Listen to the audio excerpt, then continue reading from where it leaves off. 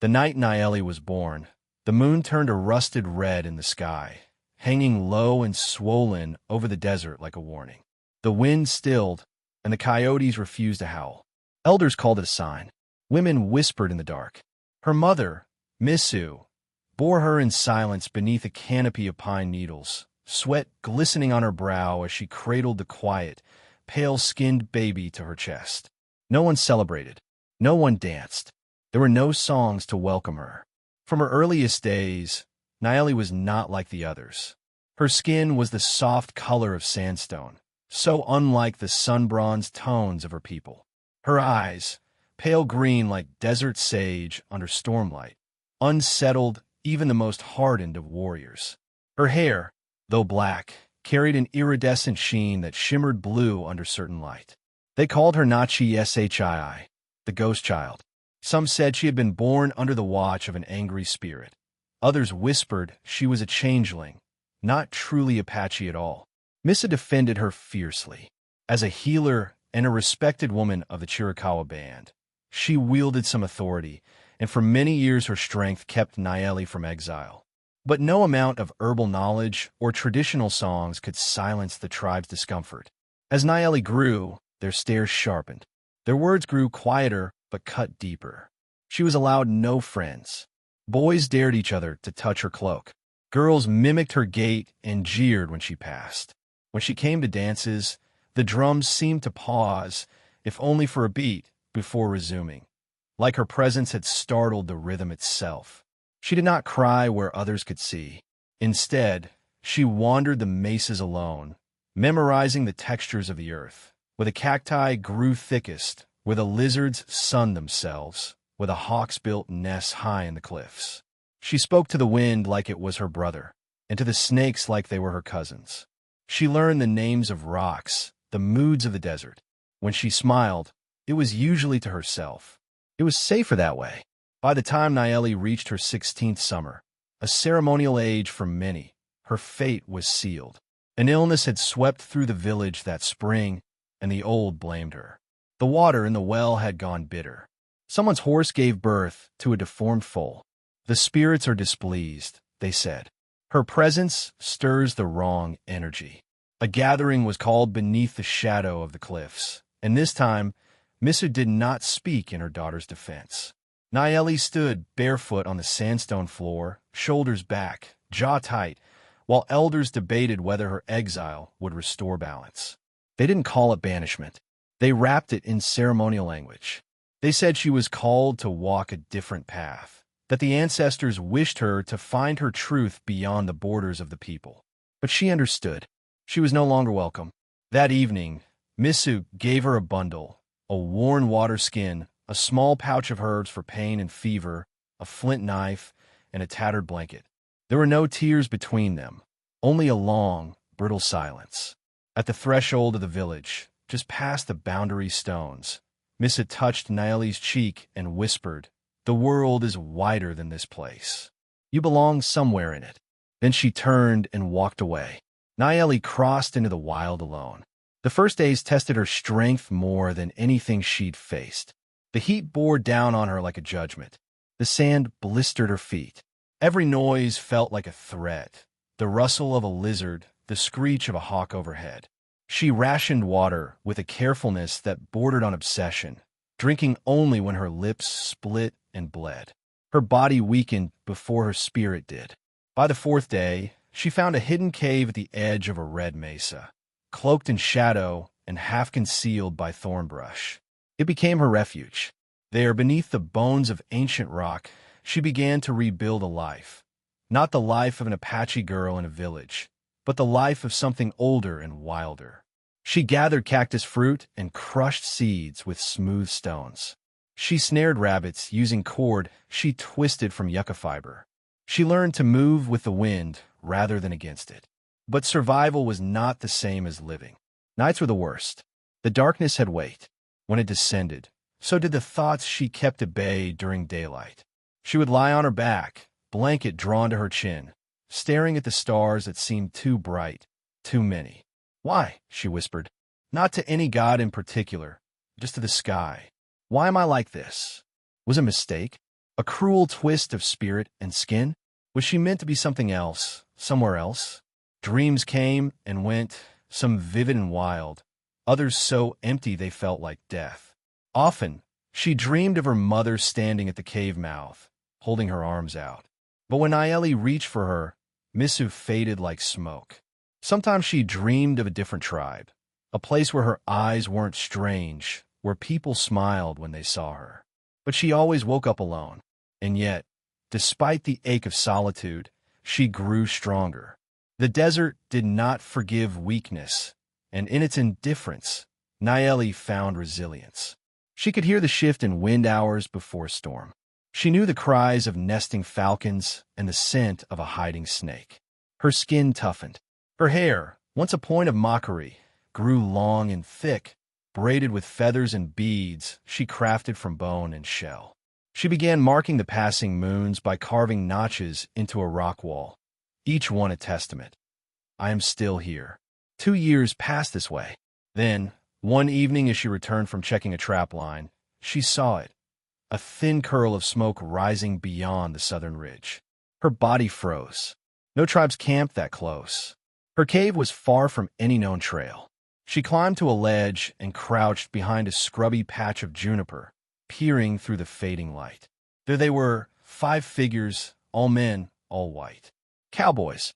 Their horses were tethered in a loose circle, their voices foreign and loud. One laughed, sharp, rough like a cough. Another spat something toward the fire. They wore wide-brimmed hats and long coats, and one had a rifle slung across his back. They looked like men who had seen death and weren't impressed by it. Nayeli's heart pounded. She didn't know what they might do if they saw her. Stories of raids, of stolen women, of burned settlements echoed in her memory. She slipped away, silent as a shadow, and didn't return to that ridge for many days. But curiosity dug into her like cactus spines. Who were they? What did they want? Would they fear her eyes like her people had? Would they see her as a threat, or a ghost, or something less?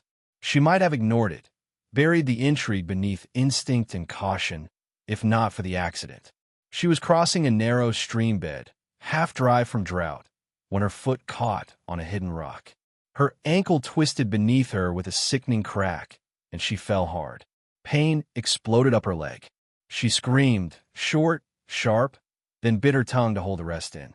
Crawling to the shade of a nearby rock, she examined her ankle.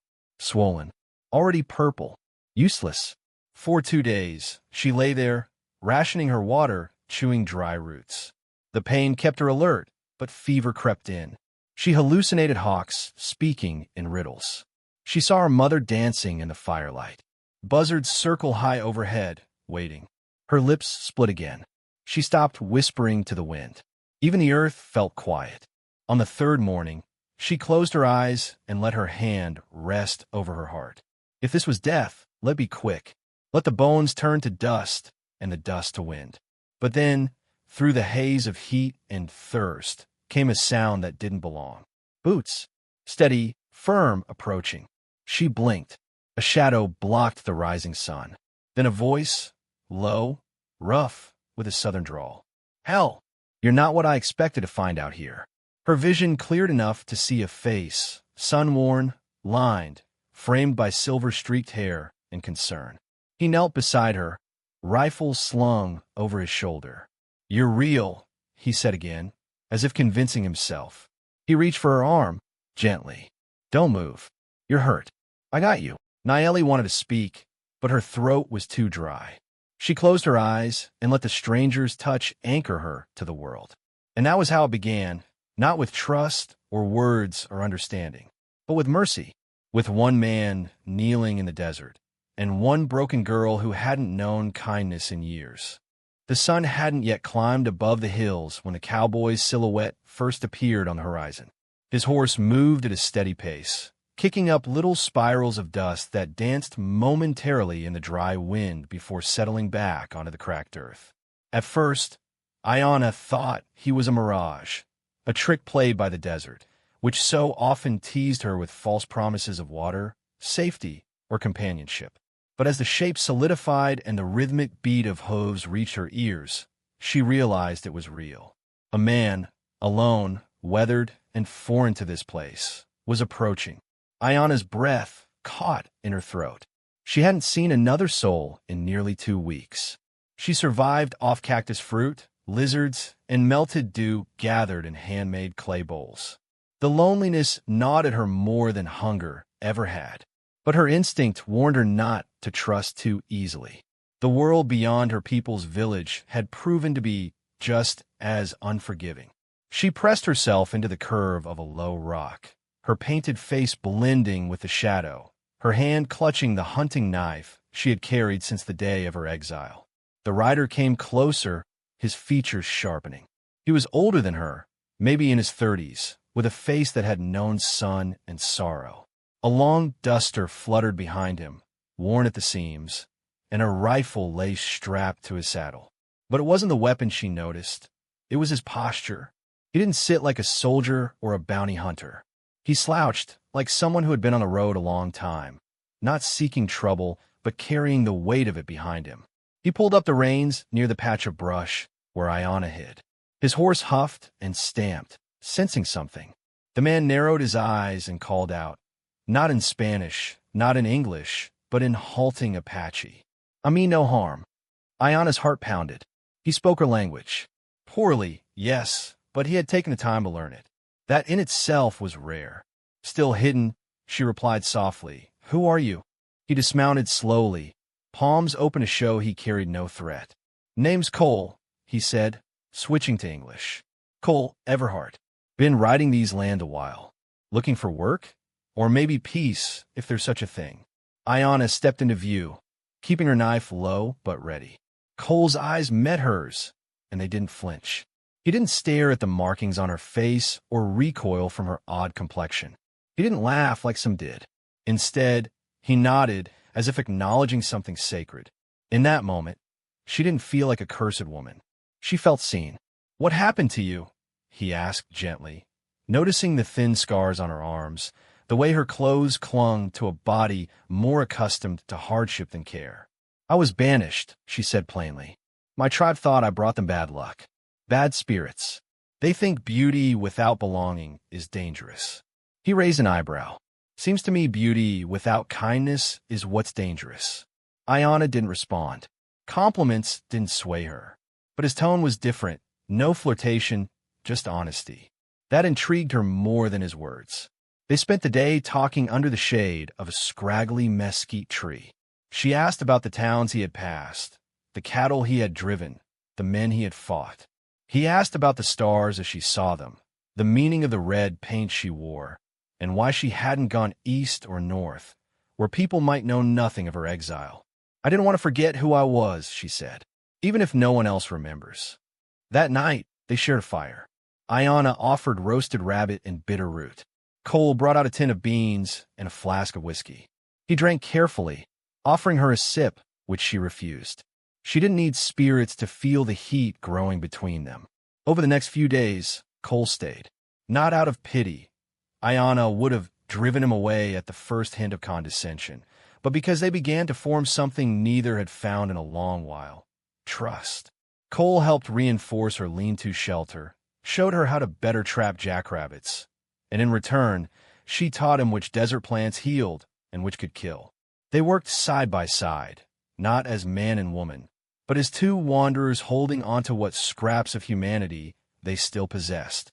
Ayana began to see past the wear in his eyes and found a man who had once loved a woman deeply, perhaps too deeply. Her name had been Mary Ann, a settler's daughter from Missouri. She died during a cholera outbreak that ravaged a wagon train Cole had been guarding. He blamed himself. "Should have gotten her out sooner," he said one evening, staring into the fire. "But I thought hope would carry us." "You can't carry people on hope," Ayana said. "Only on truth." That stayed with him. One morning, as they were boiling mesquite pods into a kind of syrup, a distant rifle shot cracked through the desert silence. Ayana stiffened immediately. She had grown attuned to the sounds of the land, the wind, the cry of hawks, the rustle of coyotes. A gunshot didn't belong. Cole scanned the horizon. "We're not alone anymore." The following days were filled with tension. Tracks appeared around their camp. Once, Cole found a piece of cloth snagged on a cactus, faded red, the color favored by a group of rustlers that had recently attacked a trade caravan south of Tucson. Ayana's instincts told her to run, to disappear into the desert again, but something in her had changed. She didn't want to run anymore. Not from threats, not from people, and not from the possibility of being loved. "Why stay?" she asked Cole as they packed up their few belongings. He shrugged. "Because I think maybe I've been looking for this place, and for you." She didn't reply, but her silence carried weight. The kind of silence that comes not from doubt, but from awe. They relocated deeper into the hills, near an old mine shaft long abandoned. There, hidden from sight, they built something crude but meaningful, a home of woven reeds, stone, and clay. It wasn't much, but it was theirs. Cole carved charms from bone, leaving one at the entrance of their new shelter. Ayana sewed feathers into his coat for protection. The blend of cultures was unspoken but seamless, their connection forming not out of need, but mutual choice. As the seasons began to change, bringing cooler nights and longer shadows, Ayana felt the weight of her past begin to lift. She no longer dreamed of angry faces or the cold sting of exile. Instead, she dreamed of warm hands, slow smiles, and the scent of creosote after rain. One night, under a moon that hung like a silver coin in the sky, she turned to Cole as they lay on a blanket of furs and said, "You didn't come to save me." "I know," he said, "but you stayed." He reached for her hand. "And I will if you'll let me."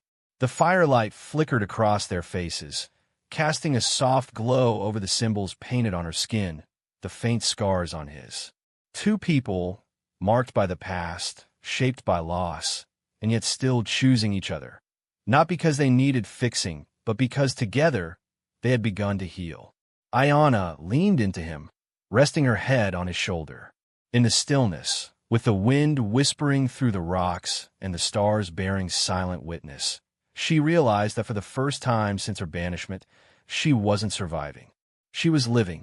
The next morning brought a faint tension in the air. Clouds gathered on the horizon, a rare sign of rain. The desert was thirsty, and so were they. Cole stepped outside to fetch water when he noticed it. Fresh tracks again, this time closer.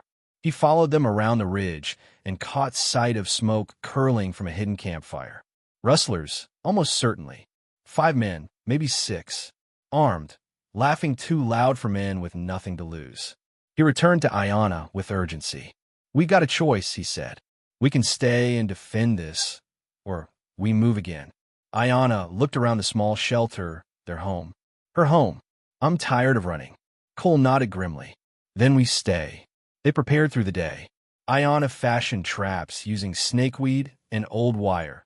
Cole loaded every bullet he had.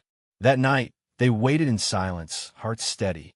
When the first rustler came, it was through the brush, careless, confident. Ayana's trap caught him, a low snap of steel and a howl. The others fired wildly in the dark, but Cole's aim was true. 2 went down before they retreated into the shadows. The rest didn't return. At dawn, the desert stood still, holding its breath. And then it exhaled. Ayana and Cole stood together, tired but whole. The fire between them burned brighter than ever, and the land, harsh, unforgiving, had accepted them, not as strangers, but as survivors, as partners, as something like love. The desert's breath had cooled beneath the early evening sky, a rare relief after weeks of unyielding heat. Nayeli stood on a low ridge, the winds teasing the braids in her hair, their feathers catching the last glow of the sun.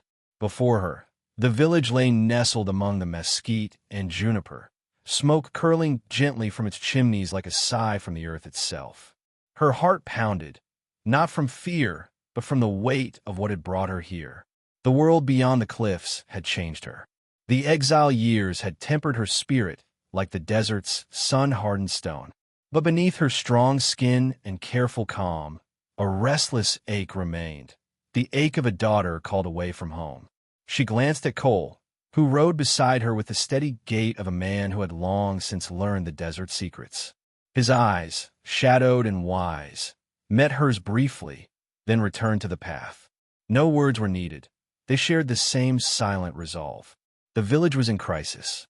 For months, drought had gripped the land, drying the wells, wilting the crops, and sapping the strength from the elders. Illness had followed, a strange fever that no herbal concoction could cure. The tribe's hunters spoke in hushed tones about restless spirits, and the old women whispered of curses. Nayeli had heard the news from passing traders and distant riders. She had seen the desperation in the eyes of strangers who had come this far. And she knew the truth.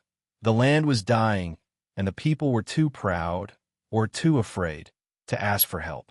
She was no longer the girl who had fled beneath a rusted red moon, pale and shunned. She was a healer shaped by the harsh desert and tempered by companionship. She carried knowledge not just of plants and roots, but of resilience, strategy, and survival. And now, she had come home, not to beg forgiveness, but to offer a hand. As they approached the village, Nayeli's skin prickled with the familiar weight of stairs. Children stopped their games. Women's voices hushed. The warriors' hands rested near their weapons. The elders gathered outside the council lodge, their faces carved by time and worry. Missu stepped forward. Her eyes, sharp despite the years, softened when she saw her daughter. There were no tears, only the hard glint of a woman who had endured too much. The silence stretched like a taut wire, waiting to snap. Nayeli dismounted, wrapping her blanket tightly around her shoulders. She met Missu's gaze steadily. "The land is sick," she said plainly, her voice carrying over the murmurs. "And with it you are. I have come to help." The council elders exchanged wary looks. One, a stern man with silver-streaked hair and a voice like gravel, stepped forward. "You left us.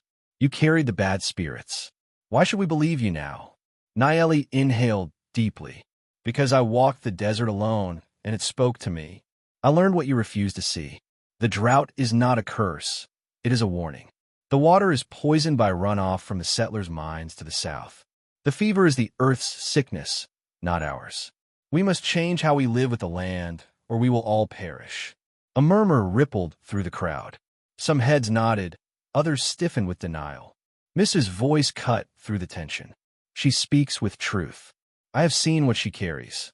Her eyes held Nayeli's with a mixture of pride and sorrow. Nayeli reached into her pouch and laid out dried herbs, stones, and tinctures she had prepared.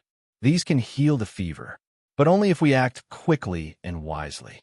For hours, they debated, argued, and feared.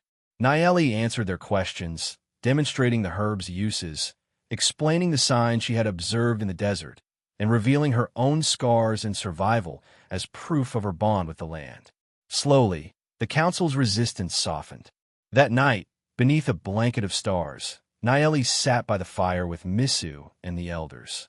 The red paint on her face caught the flickering light, a symbol not of exile, but of rebirth. "You have changed," Mrs. said softly, "but so have we. The tribe must change too, if it wishes to survive." Nayeli nodded. "We all do." In the days that followed, Nayeli worked tirelessly, guiding the women in preparing remedies and teaching the hunters how to avoid poison waters. Cole helped repair damaged wells, using knowledge from the miners and traders. Slowly, hope took root, but not all welcomed her return. One evening, as the sun dipped low, Nayeli faced the harshest challenge yet. A group of warriors, led by a man who had once mocked her as a child, confronted her near the village's boundary. "You bring strangers poison," he spat. "You do not belong here." Nayeli stood firm, the years of solitude and struggle burning in her eyes. "I belong to this land as much as you, and I will not watch it die." The man lunged, but Cole stepped between them, steady and unyielding. "She saved your people's lives. That's more than any of us have done this season." Tension crackled like lightning, but Nayeli's calm voice cut through. "We are stronger together, not as cast-offs or strangers, but as one." The warriors hesitated, then slowly lowered their weapons. It was a fragile peace, but a beginning.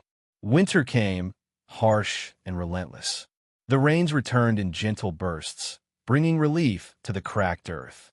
The fever subsided. The tribe rebuilt, wiser and humbler. One evening, Nayeli stood at the ridge overlooking the village, the moon full and silver, not rusted or warning, but radiant and calm. Cole joined her, his hand warm around hers. "You've done something no one thought possible," he said. She smiled, the weight lifting from her shoulders. "We've done it. Together." Below them, the fires of the village flickered, casting long shadows. The tribe danced once more, not out of ignorance or superstition, but in celebration of survival and unity. Nayeli had come full circle, not as the ghost child, but as a daughter reborn, a healer, a leader.